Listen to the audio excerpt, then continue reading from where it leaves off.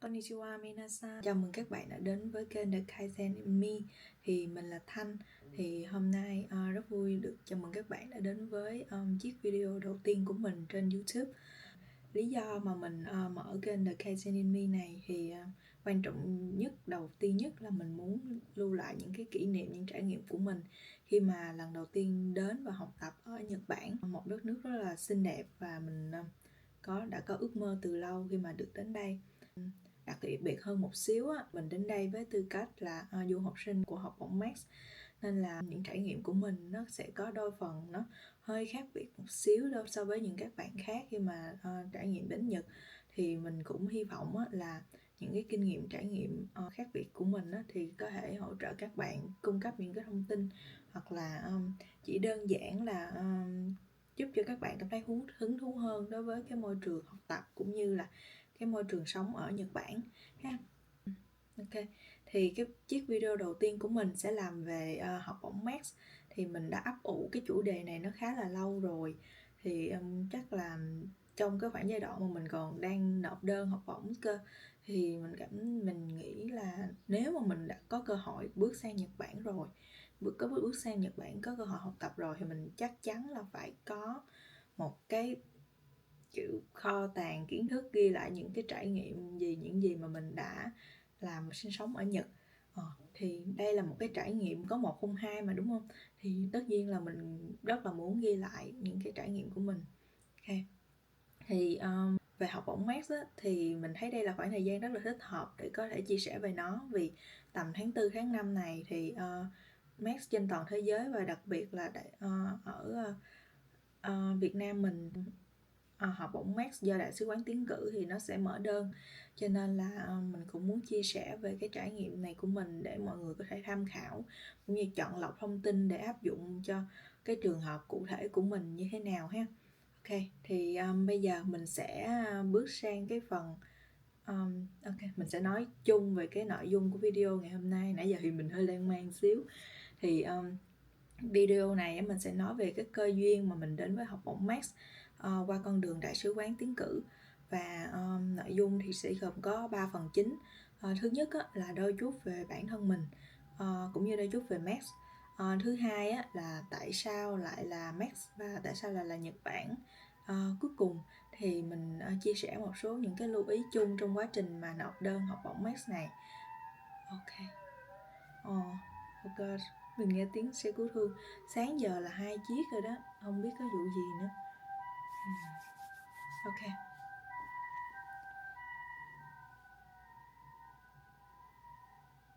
Ok, đợi xe nó chạy qua rồi mình sẽ bắt đầu tiếp ha.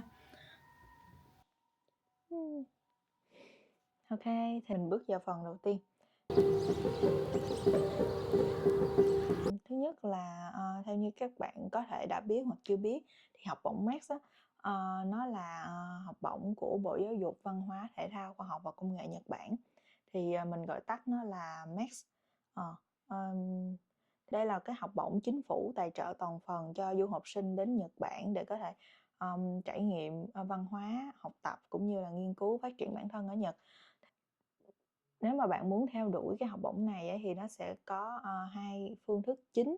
Là thứ nhất là do Đại sứ quán tiến cử, thứ hai là do trường đại học tiến cử. Thì với hai cái phương thức này nó sẽ có hai cái giai đoạn nộp đơn khác nhau. Thì do Đại sứ quán tiến cử thì nó sẽ rơi vào tầm khoảng tháng 4, tháng 5 hàng năm, nó sẽ bắt đầu mở đơn. Nếu mà do trường đại học tiến cử thì nó sẽ rơi tầm từ tháng 9, tháng 10, nó sẽ là khoảng thời gian rục rịch thông báo cho cái nộp đơn học bổng này. Thì nó còn có một cái loại học bổng Max khác nữa, nhưng mà Max đó là chỉ dành cho những cái sinh viên chuyên ngành tiếng Nhật hoặc là văn hóa Nhật và ngành đào tạo giáo viên đó. Cho nên là cái học bổng này nó chỉ dành cho những cái sinh viên mà của các trường đại học Việt Nam mà nằm trong cái danh sách liên kết với Max, thì những cái bạn này có thể được nộp đơn để đi đó. Thì đây là sơ lược về học bổng Max thôi, chỉ là một xíu thông tin thôi.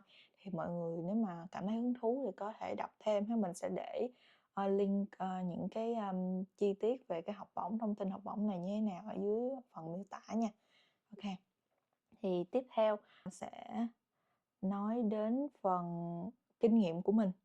Thì kinh nghiệm của bản thân khi mà mình chinh phục được cái học bổng Max này, cụ thể là hệ sau đại học của mình là hệ thạc sĩ. Mọi người cũng lắng nghe, chia sẻ và chọn lọc vào những cái thông tin mà phù hợp nhất và có thể áp dụng cho bản thân nhiều nhất nhé. Thì thứ nhất là đầu tiên nhất là có thể là các bạn thắc mắc là kiểu mình học vấn ra sao, mình kinh nghiệm tới đâu, như thế nào mà có thể nộp đơn về đậu học bổng Max. Thì mình xin chia sẻ là từ ở cái khoảng thời điểm mình nộp đơn học bổng thôi nha, thì ở khoảng thời điểm đó thì đầu tiên thì về gốc gác của mình thì mình là một đứa con miền Tây. Thì mình học ở cấp 3 thì học ở cấp 3 ở trường tỉnh lẻ bình thường, và khi mà gần đây nhất thì mình là sinh viên của trường Đại học Khoa học Xã hội và Nhân văn chi nhánh thành phố Hồ Chí Minh. Thì mình chính thức tốt nghiệp vào tháng 6 năm 2022 thì với bằng tốt nghiệp loại khá của ngành ngôn ngữ Anh, chuyên ngành văn hóa văn học Anh Mỹ. Cái điểm tốt nghiệp của mình thì là 7.7/10. Cái này là thang điểm 10 nha. Nếu mà quy ra thang điểm 4 thì lúc đó mình tính thử chắc tầm 3.02 hay 05 gì nó cũng không quá cao, nó cũng không cao chắc chắn rồi, nhưng mà nó cũng không thấp, nó chỉ lưng trung bình thôi. Yeah. Thì đó, thì trong khoảng thời gian mình học ngôn ngữ Anh thì để cải thiện tiếng Anh của mình cũng như là để tìm ra được cái kiểu con hứng thú, cái chủ đề mà mình hứng thú và muốn học tập cũng như là phát triển trong thời gian tương lai thì mình có tham gia 2 cái câu lạc bộ chính ở trên trường, cũng như là ở tổ chức sinh viên ngoài trường thì mình cũng có tham gia một cái. Và sau đó thì đến cái thời điểm mà mình tốt nghiệp thì mình cố gắng lấy cái bằng tiếng Anh, cái chứng chỉ ngoại ngữ. Thì mục đích là mình cũng nung nấu cái ý định là mình muốn đi du học rồi. Nó hơi trễ nhưng mà tầm khoảng từ cái khoảng thời gian tốt nghiệp trở đi thì mình có ý định là mình đi du học, cho nên là mình muốn thi về 2 cái bằng ngoại ngữ. Thì khoảng thời điểm mà mình nộp đơn thì mình có một cái bằng TOEIC listening and reading. Thì listening and reading điểm là 975/990. Thì cái bằng này mình thi vào tháng 9 năm 2022 rồi. Và bằng gần hơn thì là bằng TOEFL IBT thì nó khoảng 95/120. Đây là 2 cái điểm ngoại ngữ tiếng Anh mà mình nộp vô cho học bổng Max. Về tiếng Nhật thì khi mà đến năm 3 đại học thì mình cũng có chọn học tiếng Nhật là ngôn ngữ 2 và lấy bằng tiếng Nhật để tốt nghiệp đại học. Thì mình có bằng tiếng Nhật N4 vào tháng 1 năm 2022. Okay. Về các bài nghiên cứu khoa học thì mình không có một bài nghiên cứu khoa học nào. Mình chỉ học các môn về nghiên cứu và những cái môn nhập môn về nghiên cứu này nọ thôi, bằng tiếng Anh và tiếng Việt thôi, chứ mình không có kinh nghiệm nghiên cứu các bài khoa học nào cả, và tất nhiên là không có bài nào đăng trên các báo khoa học. Ok. Thì nó như là mình chia sẻ một số cái điểm sơ sơ về mình, thì như mọi người thấy thì mình là một cái con người khá ở tất cả mọi việc mà mình làm. Mình không quá giỏi nhưng mà cũng không có nằm dưới đáy của cái khả năng học thuật, cho nên là thì mình đánh giá mình là một đứa khá, một đứa trung bình thôi đó. Rồi thì kết quả là với những cái kinh nghiệm sơ sơ của mình như vậy thì kết quả là mình đã đậu học bổng Max hệ thạc sĩ. Và hiện tại thì mình định hướng là mình sẽ học theo cao học ở trường Đại học Kyoto, chương trình quốc tế về phát triển kinh tế bền vững khu vực Đông Á. Thì gọi tắt chương trình này bằng tiếng Anh chương trình này học phải bằng tiếng Anh thì mình gọi tắt nó là East Asia Course. Thì cái này là chương trình bằng tiếng Anh của cái khoa kinh tế ở trường Kyoto. Mình thấy nó khá là phù hợp với định hướng của mình, và đặc biệt là thầy giáo sư rất là phù hợp với đề tài nghiên cứu, cái kinh nghiệm mà mình muốn học hỏi thêm từ thầy. về cái mảng đề tài nghiên cứu của mình, cho nên là trời, lúc mà đậu mình rất là vui luôn. Mình cảm thấy là mình có thể sẽ phát triển hơn được rất là nhiều và có thể học hỏi thêm những kinh nghiệm rất là nhiều, và đặc biệt là mình sẽ có cơ hội đi Nhật. Đó, thì đó sơ sơ về hoàn cảnh gốc gác của mình, khả năng học thuật của mình như thế nào. Thì mình sẽ qua phần thứ hai ha. Phần thứ hai nó sẽ nói về tại sao lại là Max và tại sao lại là Nhật Bản. Let's go.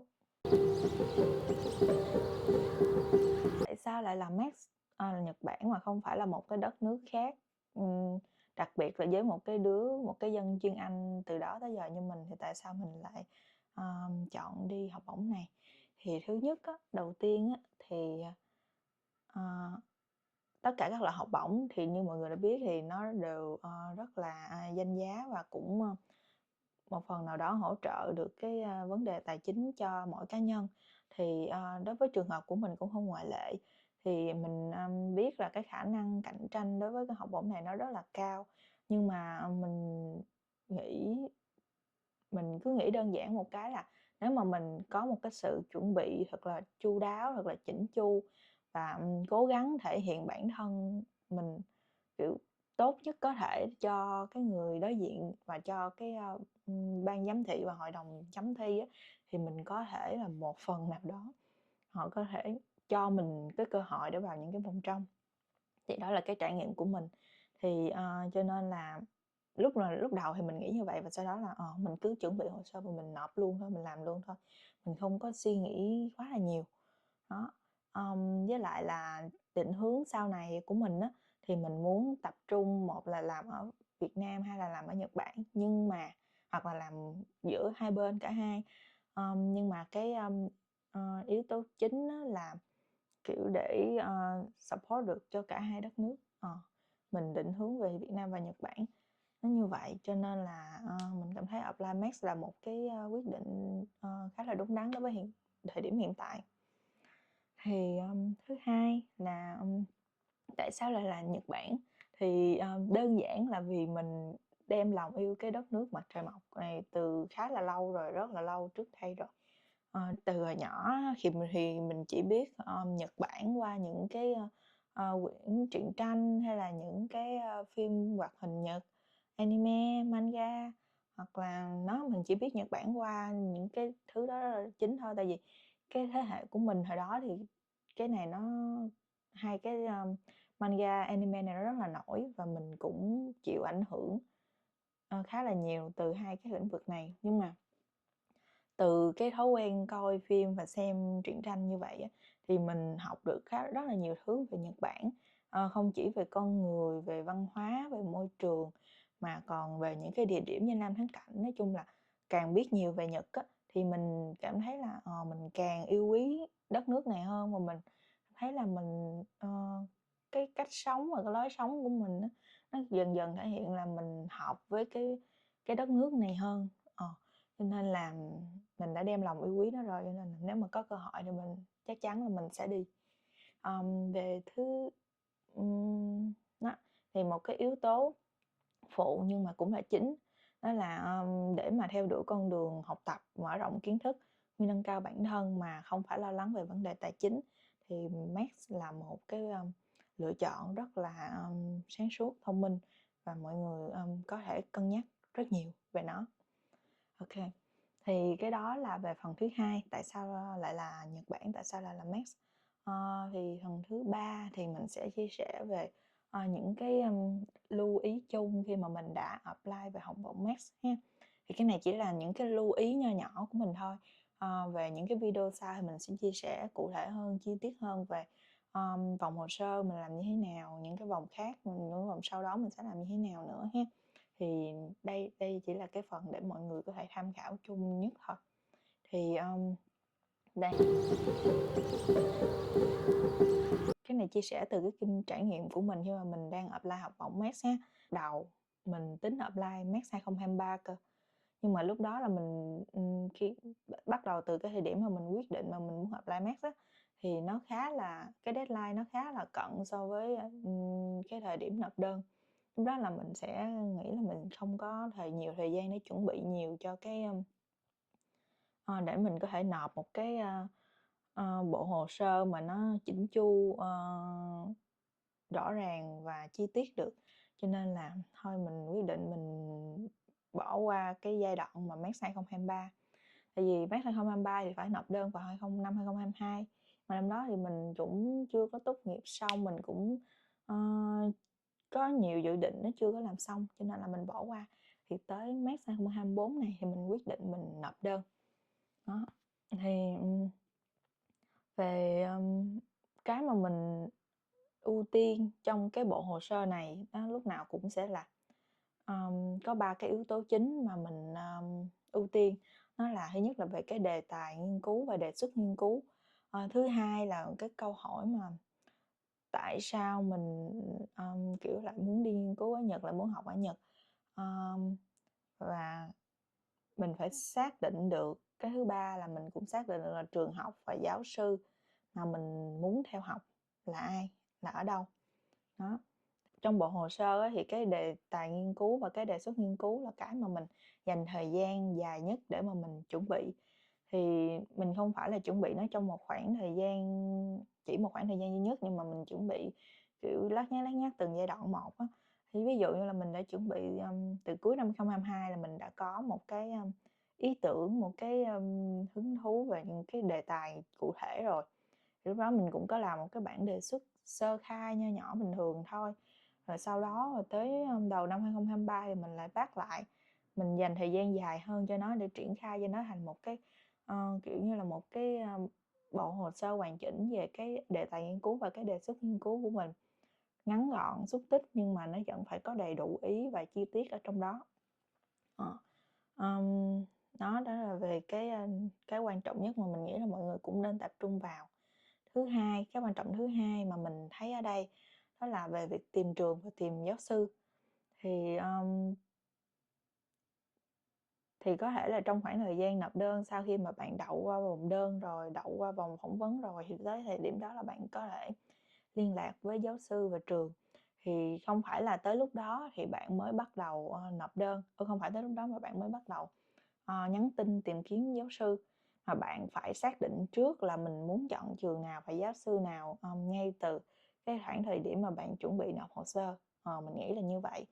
Tại vì cái list danh sách đó, khi mà bạn ra được một cái list danh sách trường và giáo sư có khả năng phù hợp với mình và có khả năng nhận mình á, thì nó đã có một cái list rồi, đúng không? Thì cái list đó nó sẽ thay đổi liên tục. Đối với mình á, thì cái list đó mình cứ kiểm tra theo hàng tuần, hàng tháng á, thì cái list nó sẽ thay đổi liên tục. Mình cảm thấy là mình hợp với trường này, hợp với cái ngành này, hợp với giáo sư này, thì mình sẽ đưa nó ưu tiên lên đầu, và sau đó là cái list nó sẽ giảm dần xuống theo mức độ ưu tiên và phù hợp của mình. Thì nó là cái quan trọng là mình phải chuẩn bị cái list đó. Và sau đó là mình chọn giáo sư thông qua kiểu 2-3 lần lọc lại này nọ, và chọn trường cho nó phù hợp nhất với bản thân mình thôi. Đó. Thì cái quan trọng thứ hai là bạn nên tìm hiểu sớm và kỹ về cái trường đại học và giáo sư mà mọi người có ý định để theo đuổi học. Ok. Thì cái thứ ba, cái nguyện vọng rồi, câu hỏi tại sao. Mình nghĩ là mọi người cũng nên chuẩn bị trước là mọi người, cái này là cái ý phụ thôi chứ chưa phải là ý thứ ba nha, nó là cái câu hỏi tại sao mọi người lại muốn apply Max, tại sao mọi người lại muốn kiểu tại sao mọi người lại muốn đến Nhật chẳng hạn. Thì mọi người phải chuẩn bị trước những cái câu hỏi đó để mình chuẩn bị để điền trong cái vòng đơn nữa. Thì cái này mình sẽ nói sau khi mà trong cái quá trình mà mình làm đơn ha. Cái thứ ba này không phải là về cái câu hỏi tại sao nha, mà về cái khả năng ngoại ngữ của mình, cái bằng chứng chỉ ngoại ngữ của mình. Thì mình thực sự không biết là những cái anh chị đi trước hoặc là những cái bạn cùng lứa với mình, anh chị bạn cùng nộp đơn trong cái năm của mình á, thì không biết là có quan trọng cái bằng ngoại ngữ hay không. Nhưng mà mình nghĩ là đối với mình, cái bằng ngoại ngữ nó sẽ thể hiện được cái khả năng ngôn ngữ của mình rõ ràng và dễ hiểu nhất cho kiểu cho những người mà chấm thi của mình, chấm những cái vòng đơn của mình. Cho nên là nếu mà bạn định hướng học theo tiếng Anh nên chú trọng vào việc lấy cái bằng ngoại ngữ tiếng Anh IELTS, TOEFL hay là TOEIC. Nhật thì mình thấy là chuộng TOEFL hoặc là TOEIC nhiều hơn là IELTS. Còn nhưng mà mình nghĩ là chuộng hơn một xíu thôi, chứ không phải là sẽ nếu mà bạn có bằng IELTS thì bạn sẽ kiểu mất lợi thế hơn. Cái điều đó thì không đúng. Nếu mà học chương trình hệ tiếng Nhật thì chắc chắn là nên có bằng tiếng Nhật rồi, ví dụ là JLPT hoặc là NATES. Thì đó, theo mình biết là như vậy đó, cho cái nên là các bạn cũng nên dành thời gian để mình đầu tư cho cái việc học ngoại ngữ và để thi được một cái bằng có một cái số điểm đẹp và để nộp cho cái hồ sơ để tăng cái tính cạnh tranh của hồ sơ mình lên thêm. Ok. Rồi cuối cùng cái này là một cái điểm phụ của phụ, nhưng mà mình nghĩ nếu mà có thì rất là tốt, nhưng mà không có thì cũng không sao. Vì nếu mà bạn có một cái người mentor, một cái người hướng dẫn để hỗ trợ bạn trong xuyên suốt quá trình mà nộp hồ sơ math này á, thì điều đó rất là tốt luôn. Người đó có thể giúp bạn đưa ra những cái lời khuyên, những cái kinh nghiệm của họ, và đồng thời là cũng giúp bạn chỉnh sửa cái bộ hồ sơ của bạn cho nó chỉnh chu và nó đẹp mắt nhất trong cái trong mắt của người chấm thi đó. Thì nếu mà bạn có cái người mentor này thì rất là đáng quý, và bạn cũng nên trân trọng những cái cơ hội như vậy. Trong trường hợp của mình thì mình không có mentor, và nếu thực sự mà bạn không có mentor hoặc là bạn không muốn tìm một cái người khác để giống như là bạn cũng ngại chia sẻ về cái việc mà mình nộp hồ sơ, lỡ không đậu thì sao, rồi bạn ngại nếu mà kiểu mình thất bại thì mình không muốn người khác biết chẳng hạn. Nói chung là trong cái trường hợp mà bạn không có mentor thì điều đó cũng không sao, vì mình cũng là người đã chọn là không có mentor. Điều quan trọng nhất là mình nghĩ nếu mà bạn đã nghiêm túc đối với cái học bổng này rồi thì chắc chắn là bạn phải có cái sự chỉnh chu, sự trau chuốt cho cái bộ hồ sơ của mình tốt nhất có thể. Thì nếu mà bạn là người có thể tự lực cánh sinh được, có thể tự mình cố gắng để đạt được cái mục tiêu, thì không có mentor cũng là một chuyện rất là bình thường, và mình cũng khá là ủng hộ điều đó. Ok. Đối với mình thì mình không có mentor, mình giống như mentor giống như là chính bản thân của mình vậy. Tại vì mình là một người mình tự đánh giá mình là một người khá là bình tĩnh, mình khá là tỉnh táo trong các trường hợp á, cho nên là nếu mà không có mentor thì mình tự mình tìm hiểu, tự mình làm, tự mình hoàn thiện bộ hồ sơ thôi. Và mình thì mình cũng có chia sẻ sơ sơ đối với gia đình, thì cho nên là gia đình cũng là một phần động lực nho nhỏ để mà mình cố gắng duy trì và cũng cố gắng cho cái quá trình nộp hồ sơ nó thật là hoàn thiện nhất. Ok. Rồi. Thì đó là những cái lưu ý chung nhất trong khi mà mình đã nộp đơn học bổng. Thì hy vọng là mọi người cũng sẽ xem xét và xem xét những cái lưu ý này để mọi người có thể tìm ra được và những cái thông tin để có thể mà chuẩn bị cho bộ hồ sơ của mình tốt nhất. Thì voilà, thì đó là những cái lưu ý mà mình đã đưa ra. Thì sau một khoảng thời gian chờ đợi sau khi mà mình đã nộp phòng đơn á, thì mình cũng rất là may mắn khi mà đã qua được cái vòng thẩm định hồ sơ. Thì với cái profile tưởng chừng như khá là bình thường và không có vỏ của mình, thì nhưng mà mình đã đạt được một cái mục tiêu đầu tiên là qua được cái vòng thẩm định hồ sơ. Thì đây là một cái thành công nho nhỏ đầu tiên trong cái quá trình nộp học bổng, mà mình cảm thấy là nó rất là đáng để được tuyên dương á, giống như là cũng là giúp bạn nâng cao cái dây cót tinh thần lên để chuẩn bị cho cái vòng viết và vòng phỏng vấn, rồi những cái vòng tìm giáo sư và lấy thư chấp nhận như thế nào đó. Cho nên là về tiếp theo thì mình cũng đến đây á, thì có lẽ video nó cũng khá là dài rồi, cho nên là mình cũng xin khép lại cái video đầu tiên tại đây. Thì tiếp theo thì mình cũng sẽ chia sẻ về cái quá trình mình chuẩn bị hồ sơ như thế nào cho cái vòng hồ sơ của Maths năm 2024.